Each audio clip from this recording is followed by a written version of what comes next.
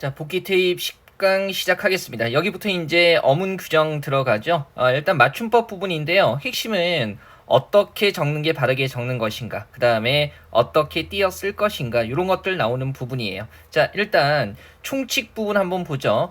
총칙은요, 가끔 이 소리대로 적는 원칙이 적용된 건지 어법에 맞도록 하는 원칙이 적용된 건지 출제가 되기 때문에 이 내용은 명확하게 이해를 하셔야 돼요. 자, 한번 볼게요. 오른쪽에 보전함 보시면 표준어를 소리대로 적는다는 것은 말 그대로 뭡니까? 발음 그대로 적는다는 것을 얘기를 하는 거죠. 그래서 표기와 발음이 일치할 수밖에 없어요. 파악하기 어렵지 않고요. 다만 살짝 조심해야 되는 부분이 뭐냐면 어법에 맞도록 한다라는 게 이게 문법 체계 전체를 가리키는 게 아니고요. 그죠? 말 그대로 형태소에 원형을 밝혀 적는다는 겁니다. 그래서 어법에 맞도록 하는 것 같은 경우는요. 바로 적용할 때 형태소 단위로 나눈 다음에 이를테면 꼬치 같은 경우에 꽃과 이, 그 다음에 꽃만 같은 경우에 꽃과만, 뭐 늑다의 늑이라는 어간과 그 다음에 어간 늑과 어미는 이렇게 해가지고요. 형태소 단위로 나눈 다음에 말 그대로 형태소 각각을 원형대로 적게 되면 이런 것들은 이제 어법에 맞도록 함이라는 원칙이 적용되는 부분이라고 생각할 수 있겠죠.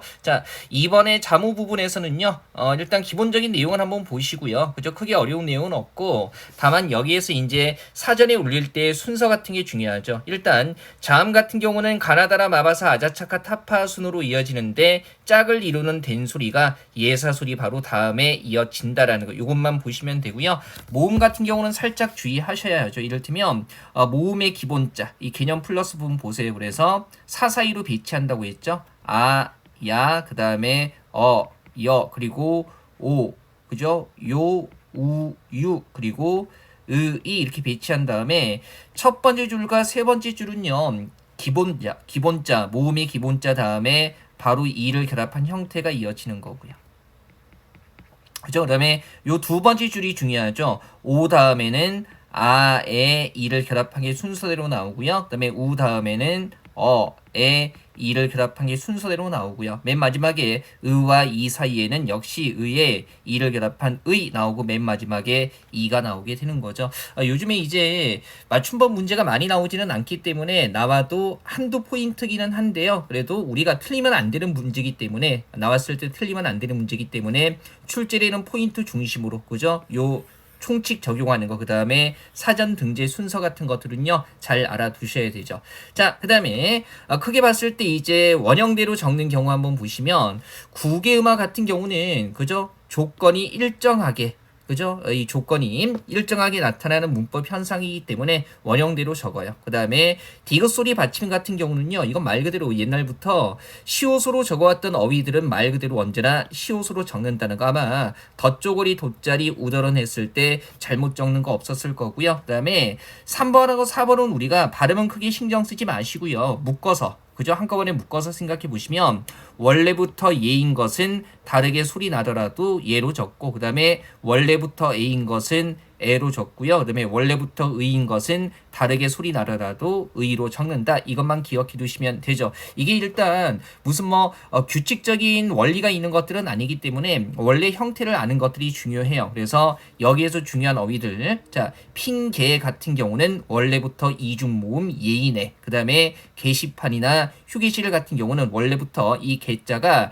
단모음 에인에 해가지고요. 따로 알아두시는 게 좋고요. 왜 예가 되고 왜 애가 되는지에 대한 원리가 특별히 존재하지 않는다는 거죠. 그래서 단어 자체로 기억하시는 게 중요하고요. 그 다음에 의 같은 경우에 원래부터 이인 것은 의로 적습니다. 그래서 의, 희망, 그 다음에 한이바람, 이런 것들 가볍게만 확인하세요. 자, 그 다음에 5번에 체험과 조사 범주는요. 틀릴 일이 거의 없어요. 됐고요.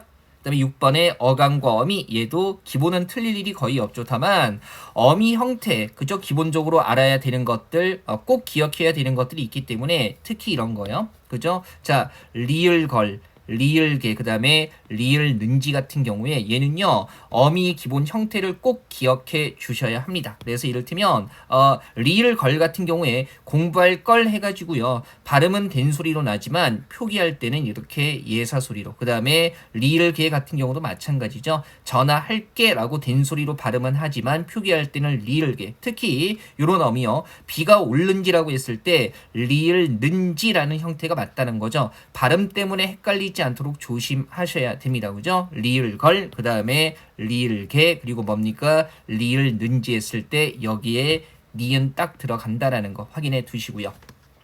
자, 그다음에 7번에 접두사가 붙어서 된 말 어렵지 않고요. 전미사가 붙어서 된 말도 시험에 나오는 포인트는 굉장히 명확해요. 그래서 여기서 우리가 꼭 알아야 되는 건 보조단 쪽에 음과 미음의 표기. 우리 왜 이거 기억나죠? 이를테면 문법적인 기능과 의미는 동일한데 의가 들어가고 들어가지 않는 것이 짝을 이룰 때 앞말이 그죠? 리을 이외의 자음으로 끝나면 음이 붙고요. 그죠? 앞말이 리을이나 모음으로 끝나면 미음이 붙게 되는데 특히 조심해야 되는 것들은요. 이런 거요. 알다처럼 그죠? 어근 부분, 어간이죠.